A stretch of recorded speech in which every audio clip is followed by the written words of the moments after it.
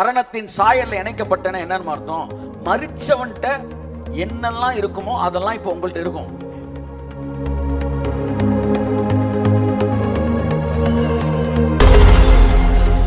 பாம்பு இருந்தா கீரி வரும், கீரி பெருகும். ஏன் பெருகுது? பாம்பு கூட விளையாடுறதுக்கு இல்ல, பாம்பை காலி பண்றதுக்கு. பாவம் பெருகிற இடத்துல கிருபை வரும். ஏன் வருது? டூயட் பாட இல்ல, காலி பண்ண வருது.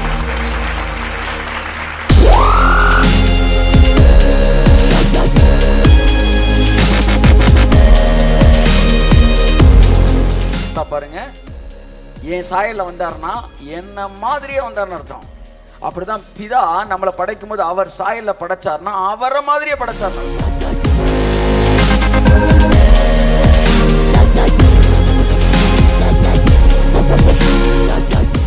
தொடர்ந்து மரணத்தின் சாயல் என்கிற தலைப்பிலே நாம் 2 வாரம் பேசிட்டு வரோம்.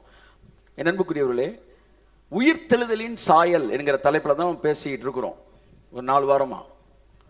அதுல கடந்த 2 வாரமாக உயிர்த்தெழுதலின் சாயலை நீங்கள் புரிந்து கொள்ள வேண்டும் என்றால் நீங்கள் மரணத்தின் சாயலை புரிந்து கொள்ள வேண்டும் என்று பேச ஆரம்பிச்சிருக்கோம் போன வாரத்துல இருந்து.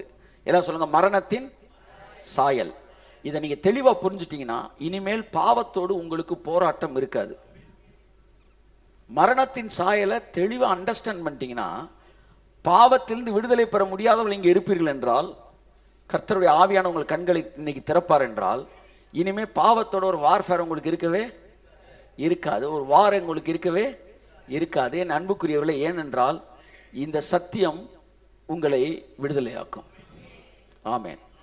ஸோ மரணத்தின் சாயல் என்பதை குறித்து இந்த வாரம் படிக்கிறோம். கர்த்தருடைய ஆவியானவர், it's a very precious message. இதை நீங்கள் திறந்த மனதோடு புரிந்து கொண்டால் இந்த உலகத்தில் பாவமில்லாத ஒரு வாழ்க்கையை உங்களால் எளிமையாக வாழ முடியும். ஆமென் சொல்லுங்க. அது ரொம்ப அழகா தெளிவா பவுல் என்ன செய்றாரு? பேசுறாரு. சோ மரணத்தின் சாயல் எல்லாம் சொல்லுங்க, அதிலே நான் இணைக்கப்பட்டிருக்கிறேன் என்பதை நீங்கள் புரிந்து கொள்வீர்கள் என்றால் இந்த உலகத்துல ஃப்ரீ ஃப்ரம் சின் அப்படின்ற ஒரு லைஃப் ஈஸியா நம்ம வாழ முடியும். ஓகே, இப்போ நான் வரேன். சாயல்னா என்னன்னு முதல்ல தெரிஞ்சுக்கணும், அப்புறம் தான் மரணத்தின் சாயல்னா புரிஞ்சுக்கணும் அப்படின்னு பேசணும். சாயல்னா என்ன அப்படின்னா, நம்ம ஊர்ல சாயல் அப்படின்னா அப்படியே லைட்டா கலரிங், எல்லாம் சொல்லுங்க, கலரிங் அப்படின்னா சாயல். அவர் சாயல் லைட்டா அவர்கிட்ட தெரியுது சார் அப்படின்னா லைட்டா தெரிஞ்சா அதுக்கு பேர் என்ன?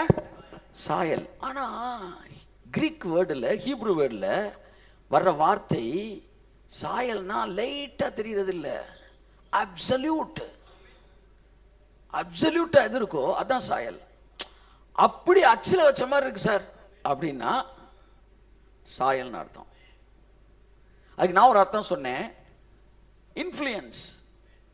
அவருடைய இன்ஃப்ளூயன்ஸ் இவர் மேல இருக்கு அப்படின்னா அவருடைய சாயல் இவர் மேல இருக்குன்னு அர்த்தம். இப்ப என் மேல எங்க அப்பா இன்ஃப்ளூயன்ஸ் இருக்கு அப்படின்னா எங்க அப்பாவோட சாயல் என்கிட்ட இருக்குன்னு அர்த்தம். ஆமென் சொல்லுவோம். ரூலிங். அப்ப தேவன் மனுஷனை படைக்கும் போது தன் சாயலா படைச்சான்னு என்ன அர்த்தம்னா அவருடைய பவர் இவன்கிட்ட பெனிட்ரேட் ஆகி இவனுக்குள்ள இருக்கு. இவன் விடுதலையாக இருக்கிறான், ஆனாலும் தேவனோடு சாயல் அவனுக்குள்ள இருக்கிறது. பாவம் செஞ்ச உடனே சாயலை இழந்துட்டான உடனே ஆள் கருப்பாயிட்டானா? சொல்லுங்க. இல்லை காதெல்லாம் வளர்ந்துருச்சா? இல்லை ஏதாச்சும் நடந்துச்சா? ஒண்ணுமே நடக்க, ஆள் அப்படியே தான் இருக்கிறான். அப்ப ஆள் சாயல் இல்லை, கேரக்டர் தான் சாயல். அது வரைக்கும் அவருடைய வல்லமையில் இடைக்கப்பட்டிருந்த அவரை மாதிரியே சிந்திச்சான், அவரை மாதிரியே யோசிச்சான், அவரை மாதிரியே சந்தோஷமா இருந்தவன். அவர் சாயல் வந்துட்டு இருக்கு, அந்த இன்ஃப்ளூயன்ஸ் இருந்துச்சு. பழத்தை சாப்பிட்டோன்னா அவர் இன்ஃப்ளூயன்ஸ் போய் வேற ஒருத்தன் இன்ஃப்ளூயன்ஸ் வந்துருச்சு, இப்போ வேற சாயலா மாறிட்டான். ஸோ சாயல்னா என்ன? இன்ஃப்ளூயன்ஸ். இப்போ மரணத்தின் சாயல் அப்படின்னா மரணத்தோட பவர் உங்கள்கிட்ட இன்ஃப்ளூயன்ஸ் பண்ணுது. மரணத்தோட இன்ஃப்ளூயன்ஸ் என் மேல இருக்கும். அப்படின்னு என்ன தெரியுமா? செத்து போனவன்கிட்ட என்னென்ன விஷயங்கள்லாம் இருக்கோ அதெல்லாம் உயிரோடு இருக்கும்போது என்கிட்ட இருக்கும். இங்கே தான் delivered from sin, free from sin, பாவத்தில் இருந்து விடுதலையாக்கப்பட்ட ஒரு வாழ்க்கையை நீங்கள் அனுபவிக்க ஆரம்பிக்கிறீர்கள். ஒரு மிகப்பெரிய குடிகாரன் குடிச்சுக்கிட்டே இருக்கிறான், ஒரு மிகப்பெரிய செயின் ஸ்மோக்கர் எப்போ பார்த்தாலும் தம் அடிச்சுக்கிட்டே இருக்கிறான். இப்போ சொல்ல வரேன், மரணத்தின் சாயலை ஏன் தெரியுமா பார்க்க போகிறோம்? அதன் ஆசீர்வாதங்களை பார்க்க போகிறோம். இந்த வாரம் ஒரு ஆசீர்வாதம், அடுத்த வாரம் ஒரு ஆசீர்வாதம் பார்க்க போகிறோம். மரணத்தின் சாயல் உங்களுக்குள் இருக்கிறது. வசனத்திலிருந்து தொடங்குகிறேன், வாசிப்போம். ரோமர் 6 அதிகாரம் 5 வசனம். ஆதலால் அவருடைய மரணத்தின் சாயலில் நாம் இணைக்கப்பட்டவர்கள் ஆனால் அவர் உயிர்த்தெழுதலின் சாயலிலும் இணைக்கப்பட்டிருப்போம். ஆமென். நல்ல பிதாவே, இந்த வார்த்தையை பார்க்கும் எங்கள் கண்களை திறந்துள்ளோம். எத்தனை நூற்றாண்டு இந்த வசனம் பிரசங்கிக்கப்பட்டாலும் இந்த செய்தி தன்னுடைய வேலையை 100% கனிகளை கொடுப்பதாக ஆசீர்வதிக்கிறோம் இயேசுவின் நாமத்தில் பிதாவே. ஆமென். வாசிமா திரும்ப. ஆதலால் அவருடைய மரணத்தின் சாயலில் நாம் இணைக்கப்பட்டவர்கள் ஆனால் அவர் உயிர்த்தெழுதலின் சாயலிலும் இணைக்கப்பட்டிருப்போம். நீங்கள் உயிர்த்தெழுதலின் சாயலை நீங்கள் இந்த பூமியில் அனுபவிக்க வேண்டும் என்றால் முதலாவது மரணத்தின் சாயலை நீங்கள் இந்த பூமியில இணைக்கப்பட வேண்டும். சாயல்னா எக்ஸாக்டா அதுல என்ன இருக்கோ அது இங்க இருக்குன்னு அர்த்தம். தயவுசெய்து தெரிஞ்சுக்கங்க. மரணத்தின் சாயல்ல இணைக்கப்பட்டன என்னன்னு அர்த்தம்? மரிச்சவன்ட்ட என்னெல்லாம் இருக்குமோ அதெல்லாம் இப்போ உங்கள்கிட்ட இருக்கும். சாயல்ன ஒன்ன அந்த கலரிங் கிடையாது. பைபிள் சொல்லுது அவர் பாவ மாம்ச சாயல் ஆனார். எங்க இருக்கு? ரோமர் 8:3. தேவன் மாம்ச சாயல் வந்துட்டாராம். மாம்ச சாயல்னா என்ன?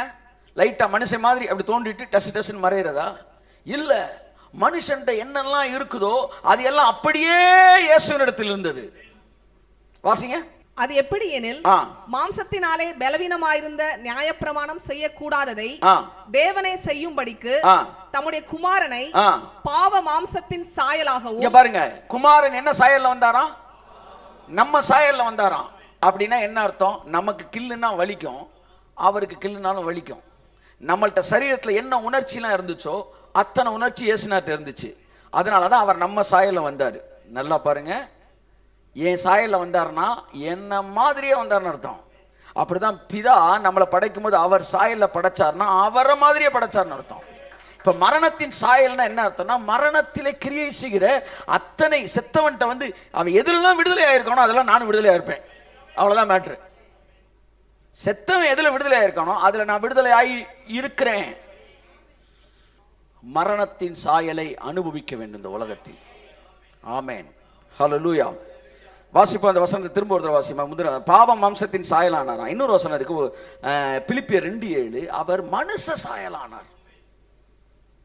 இது 2 வசனத்தை எதுக்கு தெரியுமா சொல்றேன்? சாயல்னா டிட்டோ அப்படின்னு அர்த்தம். இப்ப மரண சாயல் உங்க மேல இருக்கு அப்படின்னா டிட்டோன்னு அர்த்தம். ஒருத்தர் செயின் ஸ்மோக்கர், ஒரு சிகரெட் அணையிறதுக்குள்ளேயே அடுத்த சிகரெட் பத்த வைப்பார். இப்படி சிகரெட் குடிச்ச ஒருத்தர் திடீர்னு என்ன செஞ்சிட்டாரு? இறந்துட்டார். இறந்த உடனே அவர் படுக்க வச்சிருக்கிறாங்க. இப்ப பாருங்க, மரணத்தின் சாயல் உங்களுக்குள்ள வந்தா இதுதான் உங்கள்கிட்ட நடக்கும். செத்து போனார் படித்தோன்னா பழைய ஃப்ரெண்டு ஒருத்தன் வரான். ஐயோ நண்பா போயிட்டியடா, நீ நல்லா குடிப்பேன் 555 சிகரெட் வாங்கிட்டு வந்தேனடா, கப்பல்ல இருந்து வாங்கிட்டு வந்திருக்கிறேன். அந்த காலத்தில் ஷிப்பில் இருந்து சிகரெட் வந்தால் பெரிய விஷயம் இல்லையா? கொண்டு டக்கு டக்கு டக்கு டக்குன்னு சிகரெட் பாக்கெட்டை அடுக்கிறான். அடிக்கணும்னு செத்து கிடந்த டப்புன்னு முடிச்சா அப்படியா கடைசியாக ஒரே ஒரு கட்டு மட்டும் அடிச்சுட்டு போயிடும். அப்படி எந்திரிச்சு பற்ற வை நெருப்புங்கன்னு கேட்பாரா? நெருப்பு தான் எரிஞ்சுக்கிட்டே இருக்கு, அப்படியே பற்ற வச்சிருக்கேன்னு பற்ற வைப்பாரா? ஏன் சார், அவர் தான் பெரிய அடிக்ட் இல்லை சார். சொல்லுங்க, அவர் எவ்வளவு அடிக்டா இருந்தாலும் என்னைக்கு அவர் செத்தாரோ அன்னைக்கே அவர் பாவத்திலிருந்து. இந்த பதில எதுக்கு தெரியுமா சொல்ல வர்றார் பவுல்? அப்படியானால் பாவம் செய்யலாமா அப்படின்னு கேட்கிறான் பாருங்க. அவனுக்கு எழுதப்பட்ட அதிகாரம் தான் இந்த அதிகாரம். கை தட்டுங்க அவருக்கு. ஆமென், ஆமென், ஆமென், ஆமென். ரோமர் 6 முதல் வசனம் இங்கிருந்து நம்ம தொடங்குவோம். ஆகையால் என்ன சொல்லுவோம்? கிருபை பெருகும்படிக்கு பாவத்திலே நிலை நிற்கலாம் என்று சொல்லுவோமா? அவர் என்ன சொல்ல வர்றாரு? பாவம் செய்யலாமான்னு கேட்கிறியே, உன்னால பாவம் செய்ய முடியாது என்பதை உனக்கு புரிய வைப்பதற்குத்தான் இந்த அதிகாரத்தை எழுதுகிறார். என் அன்புக்குரியவர்களே, ஒட்டுமொத்த கிறிஸ்தவம் இன்னைக்கு கிருபையை பார்த்து கேட்கிற கேள்வி என்னன்னா, அப்படின்னா பாவம் செய்யலாமா? இந்த கேள்விதான் பவுல்டம் கேட்கப்பட்டது. இந்த கேள்வி என்னிடம் கேட்கப்படுகிறது. அப்படின்னா என்ன அர்த்தம்? பவுல் பிரசங்கம் பண்ணாத அப்படியே நான் பிரசங்கம் பண்ணிருக்கேன்னு அர்த்தம். கையை தட்டு. இந்த கேள்வி இதுவரைக்கும் எவனாவது ஓண்ட கேட்டாங்களா? கேட்கல. ஏன்னா நீ பவுல் பண்ண பிரசங்கத்தை பண்ணல. இந்த கேள்வியை ஏன்ட்ட கேட்கிறாங்க? ஏன்னா நான் பவுல் பேசின பிரசங்கத்தை பண்றேன். ஆமென், ஆமென், பிரைஸ் காட், ஹல்லேலூயா. அப்ப யாரெல்லாம் உங்கள்ட்ட உங்க செய்தியை கேட்டோன்னா அப்படின்னா பாவம் செய்யலாம்னு சொல்றீங்களா? அப்படி கேட்டா சரியான பிரசங்கத்தை பண்ணிருக்கீங்க. இந்த டவுட் அவனுக்கு வரணும். அப்ப அதுக்கு பேர் தான் கிருபை. அதே டவுட் அவனுக்கு வந்துச்சு. பவுல் அழகா விவரிக்கிறார். இதை கேட்ட பிறகு நீங்க எவ்வளவு விடுதலையா இருக்கீங்கன்றத உங்களால புரிஞ்சுக்க முடியும். நீங்க எடுத்த ஞானஸ்நானம் எவ்வளவு பவர்ஃபுல்லானது, உங்களை எங்க கொண்டு போய் கனெக்ட் பண்ணிருச்சு. அந்த பவர் இந்த ஞானஸ்தானத்தின் வழி உங்க வாழ்க்கையில எவ்வளவு வேலை பார்த்துக்கிட்டு இருக்கு என்பதை நீங்கள் புரிந்து கொள்வீர்கள். ஆமென், ஆமென். ஒரு விலை மதிப்பான ஒரு விஷயத்தை செஞ்சுட்டு ஒண்ணுமே தெரியாம மாதிரி உட்காந்துக்கிட்டு இருக்கீங்க. ஆமா, டிவியை கொண்டு உட்காந்து போடல, சுவிட்சை போட்டேன் போல பாட்டி ரிமோட் எங்கன்னு கேட்டா அந்த கழுதை எங்கேயோ கடந்துச்சு, எதை சொல்ற அப்படின்னு. பாட்டி அது இல்லாம ஒன்றும் பண்ண முடியாது. அது மாதிரி ஒரு முக்கியமான மேட்டரை தூக்கி ஒழிச்சு ஓரமா போட்டுட்டு மக்கள் ஃபுல்லாக உட்காந்து டிவி தெரியலன்னா ரிமோட் ஓன்ட்டு தான் இருக்கு. ஒரு பெரிய வேலையை நீ செஞ்சிருக்கிற. அந்த வேலையோட பவரை பத்தி இங்க பேசிட்டு சொல்றாரு. நீ கேட்டியடா முட்டாத்தனமா ஒரு கேள்வி, பாவம் செய்யலாமான்னு. உன்னால செய்ய முடியாது. ஏன் முடியாது? இதை புரிஞ்சுக்கிட்டா முடியாது. You cannot. வாசிப்போம், ஒவ்வொரு வசனமா வாசிப்போம், ரொம்ப நல்லா இருக்கு. ஆகையால் என்ன சொல்லுவோம்? கிருபை பெருகும்படிக்கு பாவத்திலே நிலைநிற்கலாம் என்று சொல்லுவோமா? அடுத்த வசனம். கூடாதுன்னா என்ன அர்த்தம்? தப்பு அப்படி இல்ல. கூடாதுன்னா முடியாது. இந்த கடலை தாண்ட கூடுமா? கூடாது சார். மனுஷனால் கூடாதது, தேவனால். பாவம் செய்யலாம் நீ சொல்லுவியா? முடியாது உன்னால. இப்ப நீ சரியா புரிஞ்சுக்கிட்டீனா, நீ புரிஞ்சுக்கிட்டா தான் அந்த வல்லம் உள்ள வரும். அதான் ரொம்ப முக்கியமானது. Understanding will open the gate to receive the power of God to deliver from sin. Understanding is the major thing. சத்தியத்தை அறிவீர்கள். Understand the truth. Know the truth. அந்த ஓப்பன் ஆகுது பாருங்க கேட்டு. ஓப்பன் ஆன உடனே அந்த டெலிவரன்ஸை நீங்க உணர ஆரம்பிச்சிருங்க. வாசிப்போம் அடுத்த வசனம். பாவத்துக்கு மரித்த நாம் இனி அதிலே எப்படி பிழைப்போம்? ஓகே. கிறிஸ்து இயேசுக்குள்ளாக ஞானஸ்நானம் பெற்ற நாம் அனைவரும். ஒரு நிமிஷம். ஞானஸ்நானம் பெற்றாலாம் கை தூக்குங்க, நல்லா கை தூக்குங்க. உங்களுக்கு தான் சொல்றாரு, நம்ம எல்லாருக்கும் சொல்றாரு. ஞானஸ்நானம் பெற்ற நாம் அனைவரும் அவருடைய மரணத்துக்கு உள்ளாக ஞானஸ்நானம் பெற்றதை அறியாமல் இருக்கிறீர்களா? இத மறந்துட்டியா நீன்னு? என்ன சொல்ல வர்றாரு? ஞானஸ்நானம் வாங்கி பாவம் செய்யக்கூடாது அப்படி சொல்லவே இல்லை. ஹலோ, நீ ஞானஸ்நானம் பெற்றப்ப நீ செத்துட்டன்னு உனக்கு தெரியுமான்றாரு. அது தெரியலையே சார், அதனால நீ பாவம் செஞ்சுக்கிட்டு இருக்க. If you understand the truth, நீ செத்துட்டன்றது நீ புரிஞ்சுக்கிட்டீனா, அதை நீ மரித்தா என்பதை அறியாமல் இருக்கிறாயா? இது எப்படி புரிய வைக்கிறது? தம்பி வாப்பா, பெஞ்சிலே உட்காரக்கூடாதுன்றியா? இவர் வந்து கையில் எவ்வளவு வச்சிருக்கிறாரு? ஒரு 2000 ரூபாய் வச்சிருக்கிறாரு.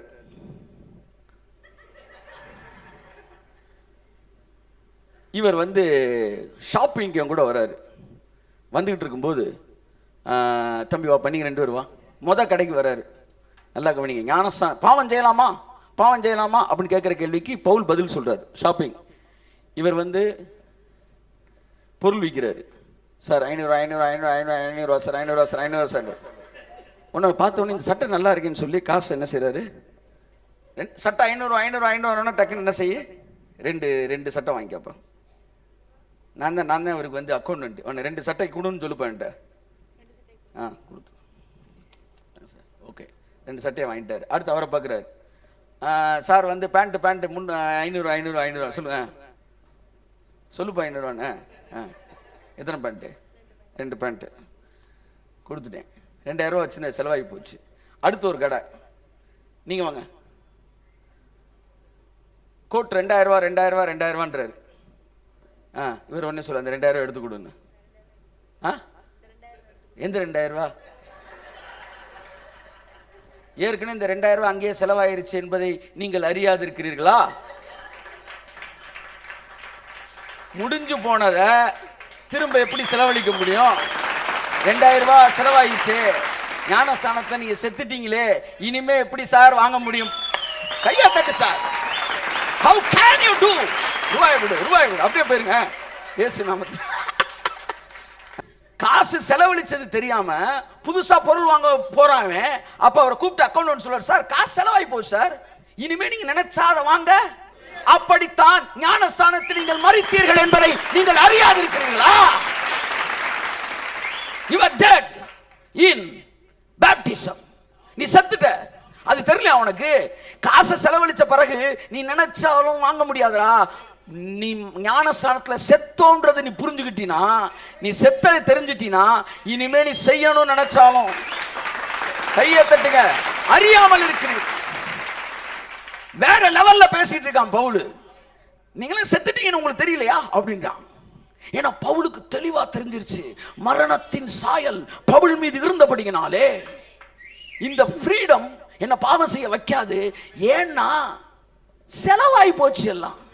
இப்ப நான் என்னால முடியாது என்பதை இன்று நீங்கள் புரிந்து கொண்டால் நீங்கள் பாவத்தில் இருந்து 100% விடுதலை பெற்ற ஒரு வாழ்க்கையை இந்த பூமியிலே வாழ முடியும். கைத்தட்டுங்க ஒரு அவருக்கு. வாசிங்க 3வது வசனம். கிறிஸ்து இயேசுவுக்குள்ளாக ஞானஸ்நானம் பெற்ற நாம் அனைவரும் அவருடைய மரணத்துக்குள்ளாக ஞானஸ்நானம் பெற்றதை அறியாமல் இருக்கிறீர்களா? என்ன சார், ஒரு ஞானஸ்நானத்துல தண்ணியில முங்கி எந்திரிச்சிட்டா உடனே நாங்க விடுதலை ஆயிட்டோமா? ஏண்டா ஒரு பழத்தை பிடிங்கி சாப்பிட்டா எல்லாம் உள்ள வந்துச்சு. அந்த ஆக்ட்ல அந்த பவர் உள்ள வரும்னா இந்த ஆக்ட்ல இந்த பவர் உள்ள வரும். நீ இதை நம்பவில்லை என்றால் அதையும் நம்பவில்லை என்ற அர்த்தம். அதை நம்புவது உண்மை என்றால் இங்கேயும் அதே ப்ராசஸ் வேலை பார்க்கும். ஆமென். இதைத்தான் அவர் சொல்றாரு, உன்னை ஞானஸ்தானத்துல உன்னை யூ வேர் சோல்டு, உன்னை வித்தாச்சு. வாசிங்க அடுத்த வசனம்.